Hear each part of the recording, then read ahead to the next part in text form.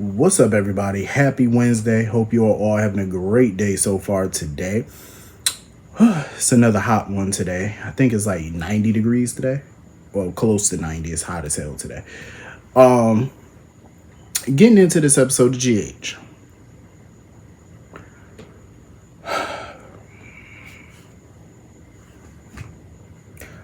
I'm ready for Drew to go. I don't know how lower they can sink this man. I don't know, but it's like the Titanic with him. He's just sinking lower and lower and lower and lower. It's like quicksand. Even Drew, Danny today reminded me of that old Tupac song. The way he was going at it with Drew, he reminded me of that Tupac song. I ain't no killer, but don't push me.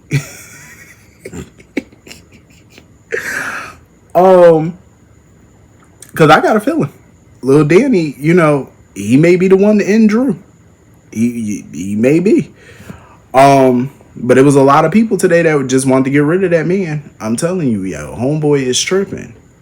And I love the fact that Chase did not want any part of this foolishness. Because he saw it. He saw how dumb this was. You know what I'm saying? Even Alexis pointed out that Danny's a minor and he's Scout's brother. Like, no judge in their right mind is going to convict him of anything. He didn't commit a crime. She willingly went with him, even asked him to take her with him. So no judge is going to take this seriously. And I'm glad Chase didn't take it seriously. All he did was give Danny a little warning to, don't do something like that again, because if a patrol officer would have, came upon them, it would have been a different story, So I like that he at least let him off with a warning. But Chase wanted no parts of this because it was so dumb.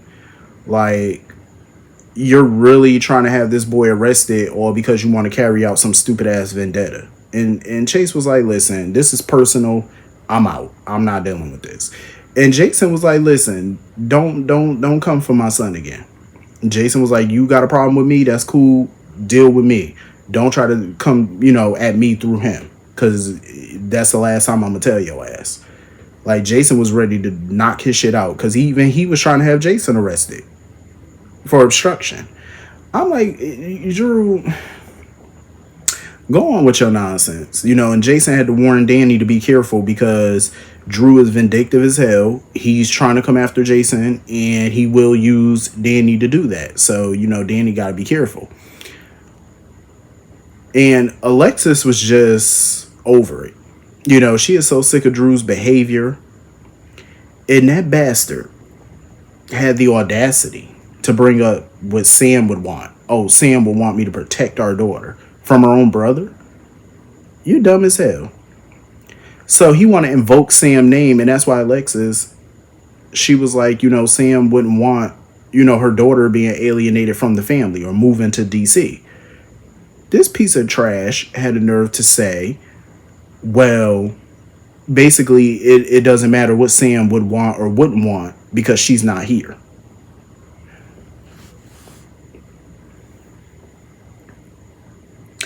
The way Alexis looked at him when he said that had me giddy as shit, because I said, oh, the inner Cassadine is starting to come out. That's not Alexis looking at him at that point.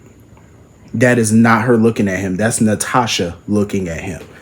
That's Natasha Cassadine looking at him. Because the way she was looking at him, oh, she was ready to slit that throat.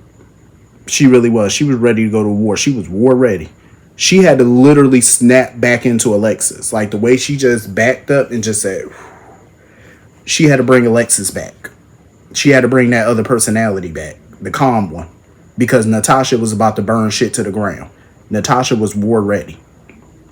Oh, Natasha was about to flip shit. She was about to shake the table on his ass. She had to woosah real quick. She said, nope, get Natasha out of there. Get Natasha. She said, you got to bring Alexis back. Bring it back. She had to get herself back right. And I don't even blame her because she was ready to fuck shit up. Because God knows I would have. I would have tore it down. You know what I'm saying? I know she didn't want to tear up Monica Knight's house, but listen, that house would have been torn up that day.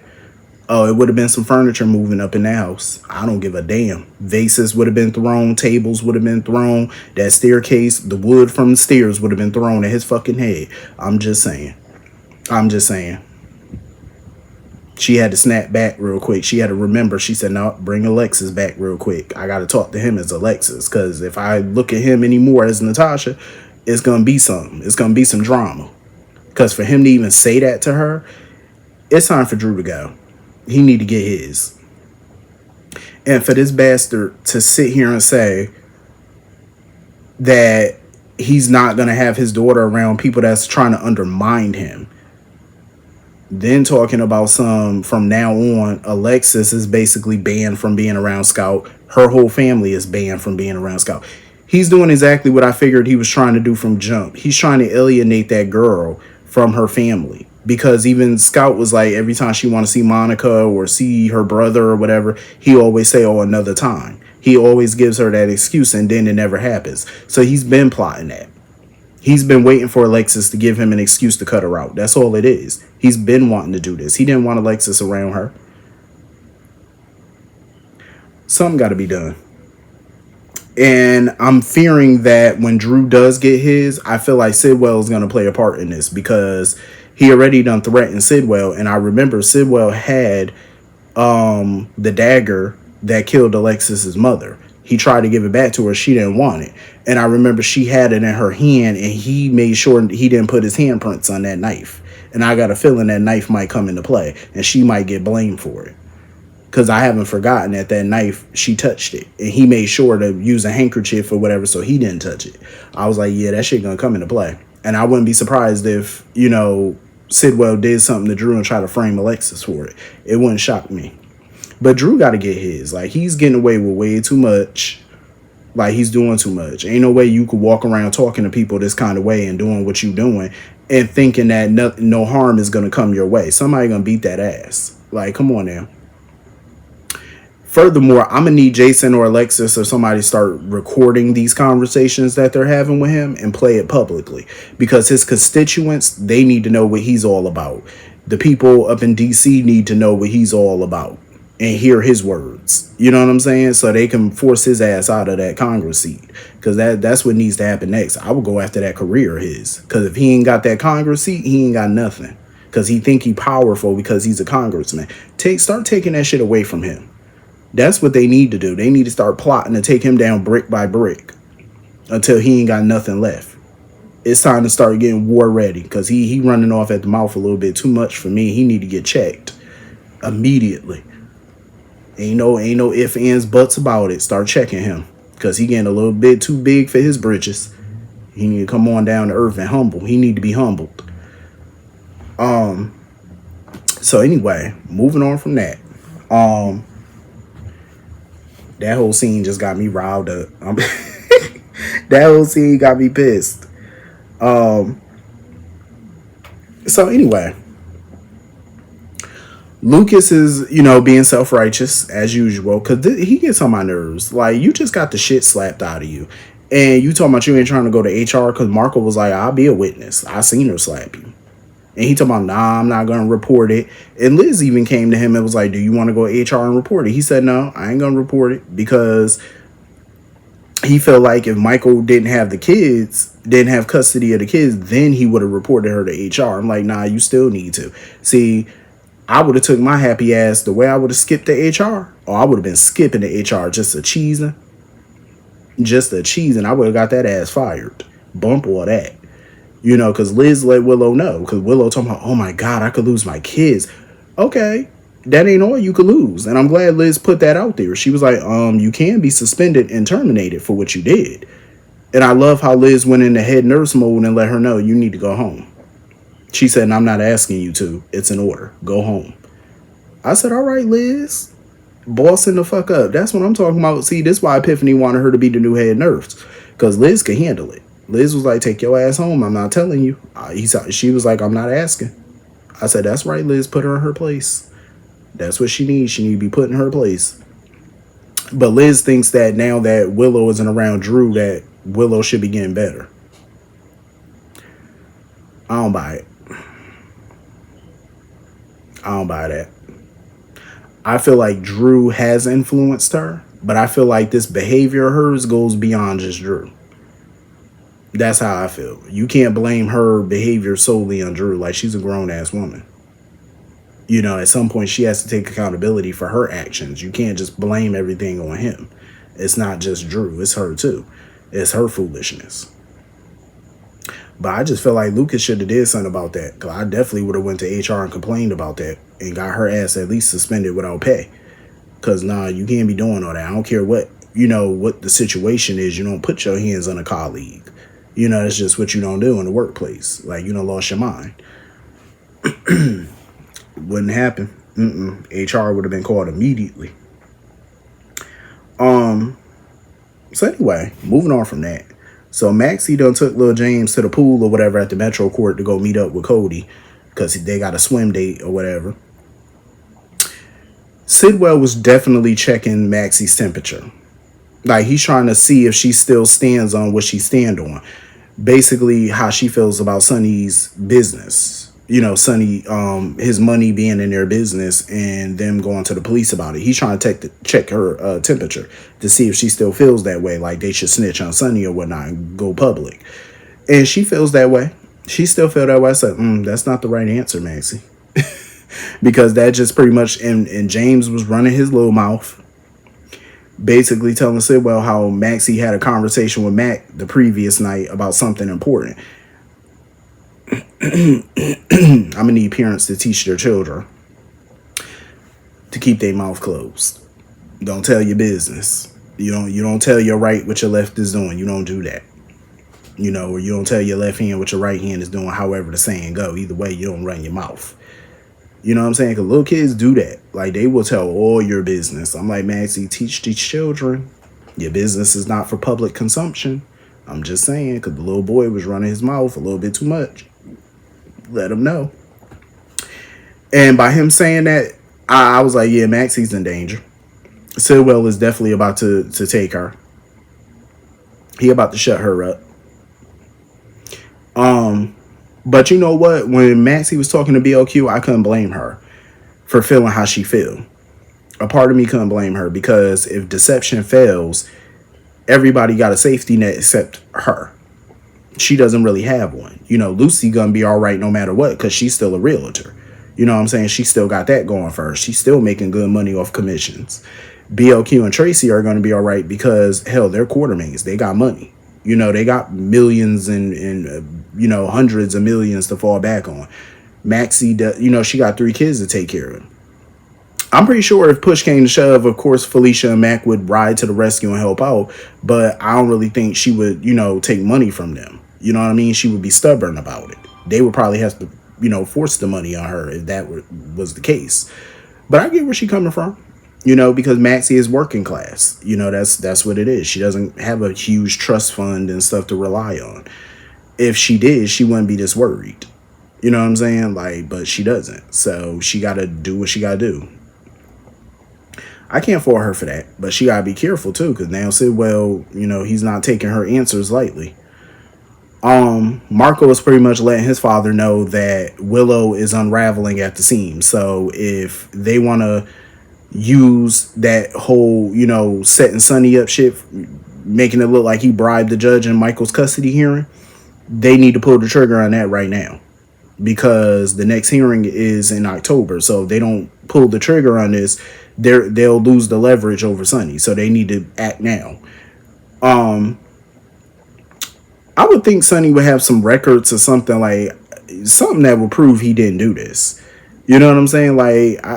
Sonny need to be 2 steps ahead of enemies. What they planning and what they, be on guard. Seriously. Because Sidwell is about to blow the spot up. He about to mess everything up. So anyway, moving on from that. I'm over Gio and his anger towards BLQ and Dante. He's walking around with a big chip on his shoulder. I'm kind of over it.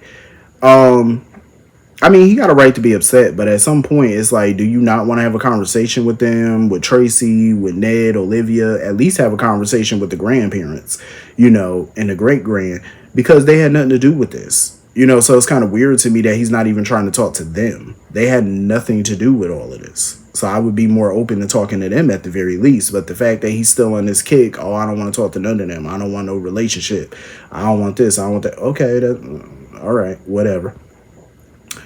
Once again, I'm completely over this Rocco shit. Rocco sitting here talking about, oh, I think BLQ because she, if it wasn't for her, I would have never knew the truth. Boy, shut up. You wouldn't know the truth. They sat here and told you the damn truth, and you still over here acting a fool, acting like Obrecht is your grandmother or some kind. That woman is not your grandma. I'm so over this storyline because it's beyond stupid.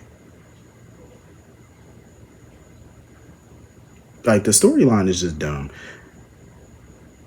Due to the fact that the whole time Britt and Obrecht have been in town, long before, even back when Britt was chief of staff at the hospital, her and Obrecht have never tried to reach out to Rocco. They have never tried to be a part of that boy life.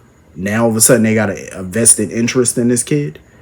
That's stupid. It's forced. That's why I'm not with this story. I just find it dumb. So anyway, because he wants to sit there talking about something, him and his mother got tension. Yeah, you're the tension because you keep looking for shit that's not there, being a fool. Obrecht, she over here trying to get a room at the Cosmo or whatever. And she talking about, oh, I need the penthouse suite. Who paying for that? I mean, I know Carly did offer because she was putting her out, trying to claim mold or whatever. I'm not paying for no damn penthouse suite for you to go to another hotel. I'm not paying for that. Carly crazy as hell. Oh, I'll go make the arrangement. Carly, you better not. You better fucking not. No. You gonna get a standard room because that's the room that you had over here. That's the room you gonna have over there. It's standard. You ain't had no penthouse here. I mean, I can understand, you paying for that inconvenience or whatever, but at the end of the day, you will be getting a standard room. That's all I will pay for. You not getting no penthouse my ass. How much they charge for a penthouse?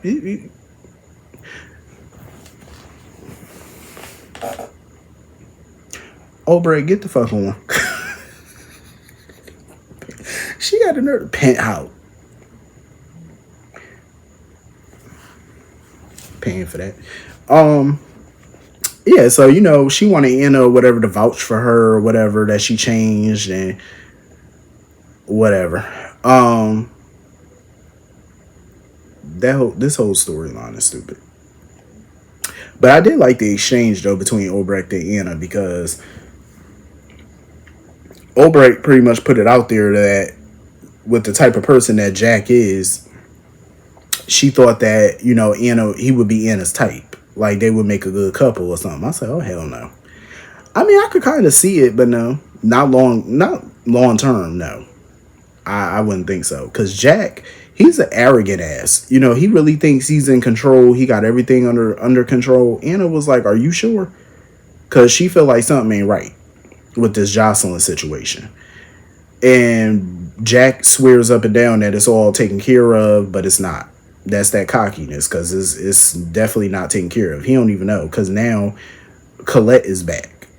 And Colette was speaking the truth, though, for the most part, because she was like, he need to pull Jocelyn from this case because she's inexperienced. I agree with her. She definitely is. But Jack is stubborn. He was like, no, it's my case, not yours. And I'm going to do what I want to do. I call the shots, not you. This heifer had the nerve to be a double agent because she calling Pascal telling him that he got a couple of WSB agents infiltrating the resort. I said, oh, so he must be paying you too. I said, okay, Colette. Now let's see how long it take Jack to figure this one out.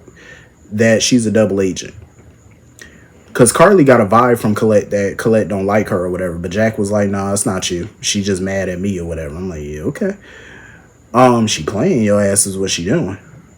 And Britt over there flirting with Vaughn and whatnot, and Pascal had to put an end to that because Jocelyn peeped game, and saw Britt and was, trying to find out what her name was. Pascal, he avoided saying that name. He was like, I'll take care of it. And Britt was pissed because Britt was like, shit, she tired of being cooped up and being up in labs all day. And she was like, no, I'm gonna make some damn demands because she told Pascal, your ass ain't in charge. And she gonna talk to the he and let him know that she's she's making demands. And that she needs to make changes, including Pascal. I like their little interaction, Pascal and Britt. They're pretty interesting together. Pascal seemed like he ain't no slouch, though. Like, he ain't something to play with. He might be a little lackey or whatever, but he seemed like he might be a little dangerous. Like, he might snap. So Jocelyn had to bring Vaughn up to speed about who Britt is and what's going on with that. So now they figure that Britt is a part of this whole Dalton project or whatever he got going on. So now they're gonna try to use that to their advantage. But little do they know their cover is completely blown now. Pascal know who they are. So it's a wrap for them. And Carly gonna blow her shit when she find all this out. When Carly find out, oh, it's gonna be a wrap for this fool. Cause I know she gonna go crazy. But anyway, that was pretty much the whole episode. Hit the comment section, let me know what you all thought, and I will see you all later. Peace.